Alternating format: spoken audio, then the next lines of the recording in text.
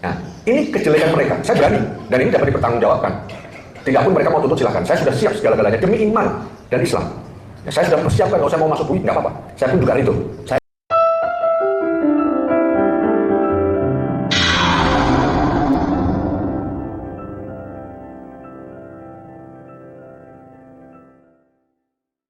Ya, salam teman-teman semuanya, selamat datang dan selamat berjumpa lagi dengan saya di channel ini. Salam damai bagi kita semuanya, selamat pagi dan selamat beraktivitas. Dan biarlah apapun yang kita kerjakan pada hari ini, dan biarlah Tuhan yang memberkati hasilnya. Amin. Nah teman-teman semuanya, seperti biasanya di video kali ini, marilah kita sama-sama meluruskan ocehan dari Mu'allaf Augustan, di mana di video kali ini dia memelintir ayat-ayat Alkitab, di mana dia memelintir Yohanes 17 ayat yang ketiga, di mana dia mengatakan bahwa ayat itu berbicara bahwa Yesus bukan Tuhan, dia hanyalah sebatas utusan. Nah oleh sebab itu teman-teman semuanya, seperti apa cuplikan videonya, marilah kita saksikan tayangan berikut ini. Ini jelas, saya ulang sekali lagi. Inilah hidup yang kekal itu, bahwa mereka mengenal engkau, mengenal Tuhan, satu-satunya Allah yang benar, satu-satunya Allah, Allah yang Esa. Mengenal engkau, Yesus Kristus yang telah engkau utus. Kan sudah selesai. Di perjanjian lama dikatakan, Tuhan Allah kita itu Esa.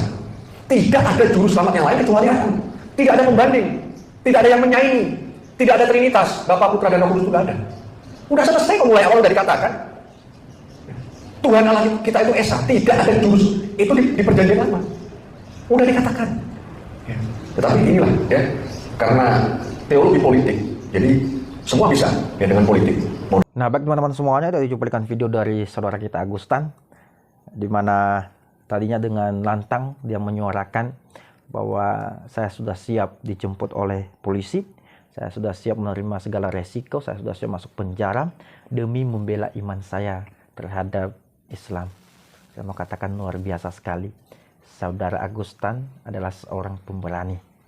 Ya, tetapi dalam hal ini saya mau katakan itu bukan urusan saya.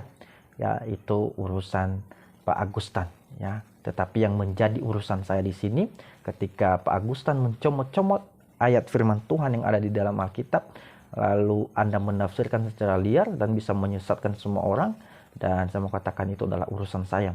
Ya, saya berhak untuk meluruskan pemahaman saudara, ya, biar pemahaman saudara itu bisa betul dan tidak menyesatkan semua orang.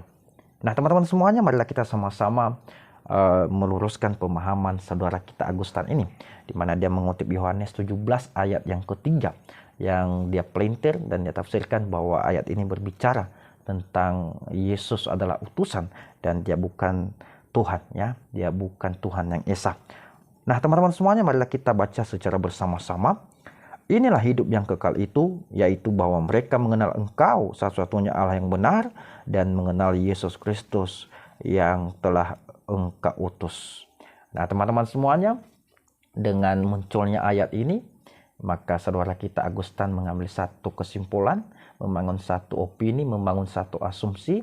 Ya, dia mengatakan bahwa ayat ini berbicara tentang Yesus adalah utusan dan dia bukanlah Tuhan. Karena di sini dikatakan bahwa inilah hidup yang kekal itu, yaitu mengenal bahwa mereka mengenal Engkau satu-satunya Allah yang benar, ya, dan mengenal Yesus Kristus yang telah Engkau utus.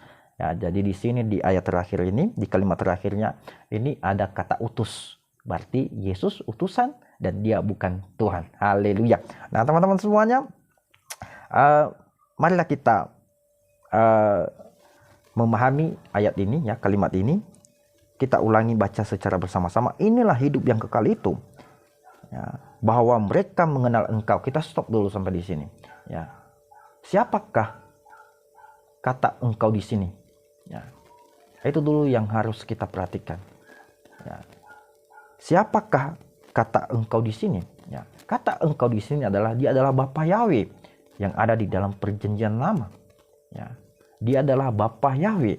Nah pertanyaannya di sini, ya, apakah Bapa Yahweh itu ada di dalam Al-Quran? Ya. Apakah ada tertulis nama Yahweh di dalam Al-Quran? Kalau misalnya kita katakan bahwa Yesus menyuruh menyembah Allah yang Esa. Ya. Apakah nama Allah yang Esa itu Yahweh yang tadi ada di dalam Al-Quran? Ya. Apakah tidak ada? Ya, biarlah Pak Agustan ya bisa memberikan jawabannya, atau teman-teman saya yang lain ya, biar berikanlah jawaban kepada saya. Ya, apakah ada ya di dalam Al-Quran saudara kata Yahweh? Karena di sini dikatakan bahwa mereka mengenal engkau. Ya, engkau di sini adalah Bapa Yahweh ya, yang ada di dalam perjanjian lama. Tetapi pertanyaannya, tadi Pak Ustadz mengatakan bahwa Yesus menyuruh untuk menyembah Allah yang Esa. Allah yang Esa di situ namanya adalah Bapa Yahweh. Dan Bapa Yahweh ini ya, apakah ada namanya tertulis di dalam Al-Quran? Kalau ada, berikan jawaban kepada saya melalui kolom komentar nantinya di video ini. Nah, selanjutnya ya, di ayat selanjutnya dikatakan bahwa dan mengenal Yesus Kristus yang telah engkau utus. Ya, siapa yang diutus di sini adalah Yesus Kristus. Nah, teman-teman semuanya, apakah hanya dengan adanya kata utus di situ, lalu kita bisa menyimpulkan, memutuskan bahwa Yesus adalah utusan? Tidak.